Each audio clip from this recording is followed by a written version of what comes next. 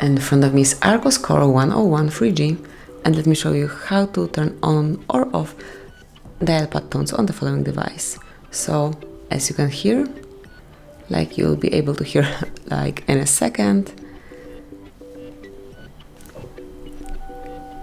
it is active right now. And if you would like to change it, if you'd like to switch it off, just open the settings, find and select sound. Here you should pick other sounds and switch it off by tapping on dial pad tones right here. So once it's activated, you will not be able to hear any digit that I'm entering. As you can hear, now it is muted. So that would be all. Obviously you can perform the opposite operation the same way. And that's it. Thank you for watching.